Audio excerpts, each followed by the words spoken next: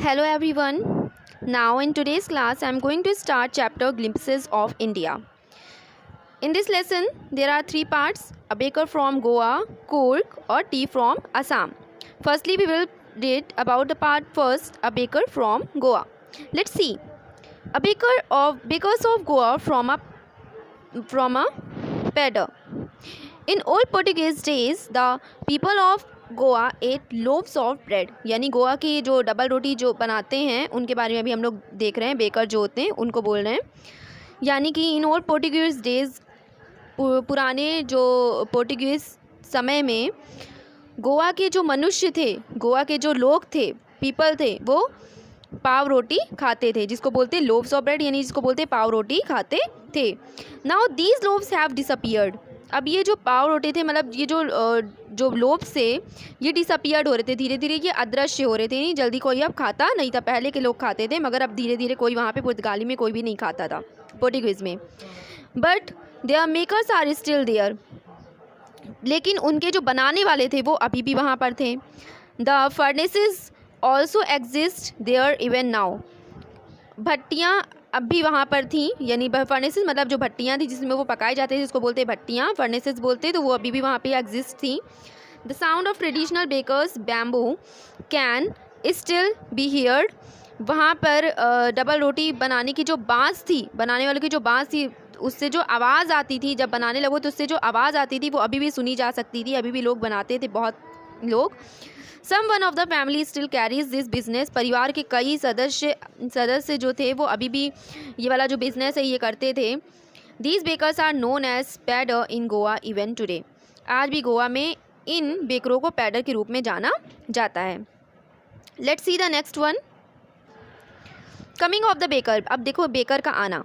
Baker used to be the author's friend and guide. जो baker था वो लेखक का, जो ऑथर है जो ये कहानी बता रहा है, उसका मित्र था, एंड अ गाइड यानी उसका मार्गदर्शक भी था। He used to come twice a day. वह दिन में 2 बार आया करता था, वो जो लेखक था। The sound of the bamboo woke the author and others from sleep. लेखक और दूसरों को उसके बाँस की आवाज़ जो है वो जगा दिया करती थी, यानी जो लोग सोते भी थे उनकी आवाज़ उसकी आवाज़ जगा दिया करती थी।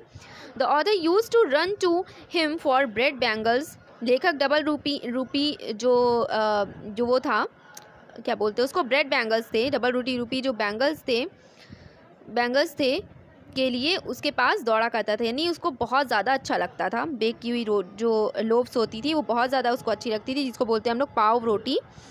The maid servants used to buy loaves and carry them inside the houses. नौकरानियाँ पाव रोटी खरीदा करती थी और उन्हें घर के अंदर ले जाया करती थी। पाव रोटी वहाँ पे जो गोवा है वहाँ पे डिलीवर भी की जाती थी, यानी बांटना वहाँ पे होता था। The baker came with a Jhang Jhang sound of this bamboo staff. Baker अपने बांस के डंडे से झंग झंग की आवाज़ करके इस बेकर्स जो लोव्स होती थी उसको लाया करता था। फॉर एग्ज़ाम्पल वो उसमें से झंग झंग की आवाज़ मतलब करके तब वो लाया करता था। One hand supported the basket of his hand. एक हाथ में उसके सिर पर टोकरी को सहारा देती थी। And the other bang the bamboo on the ground. दूसरा जमीन पर बांस को फटकाता था। The baker would place the basket on the bamboo. Baker जो था, यानी बांस का जो बेकर टोकरी को रखता था, बांस का जो बेकर था वो टोकरी को अच्छे से रखता था।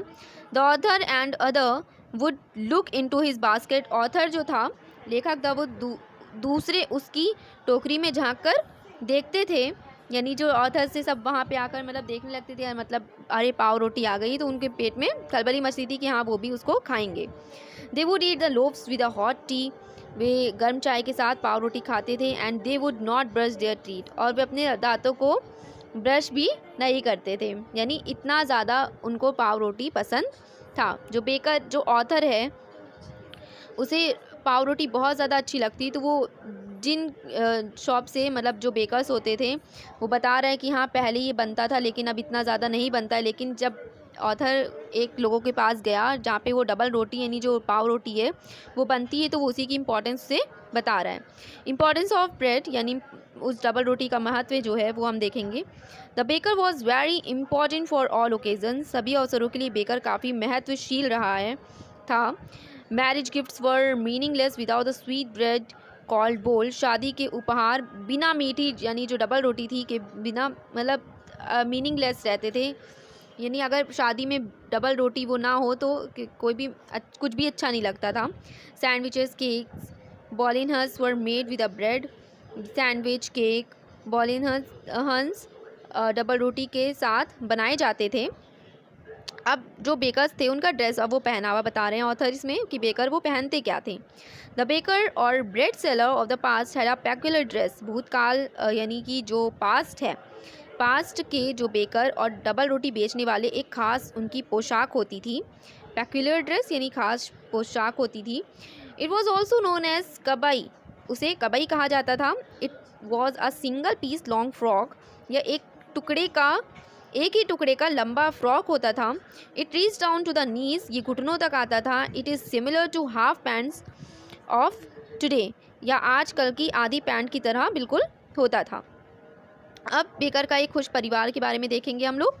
The baker usually collect his bills at the end of the month, baker सुबह सुबह ही अपने पैसे महीने के अंत में लेता था, यानी जब सब लोग खा लेते थे तो अंत में, महीने के अंत में वो अपने पैसे लेता था सबसे। Baking was a profitable profession in olden days, baking यानी पुराने दिनों में बेकिंग का जो व्यवसाय था वो बहुत ही अच्छा प्रॉफिटेबल बिजनेस था, अच्छा होता था। The baker and his family never starve, बेकर और उसके परिवार कभी भूखे नहीं मरते थे। Their fat body showed that they were happy and were not poor, उनके मोटे शरीर दिखाते थे कि वे खुश हैं और वे बिल्कुल भी निर्धन नहीं हैं। Now, thank you everyone for listening me. The part 1 is completed. After that, I am going to start the second part, that is Krug. Okay, thank you.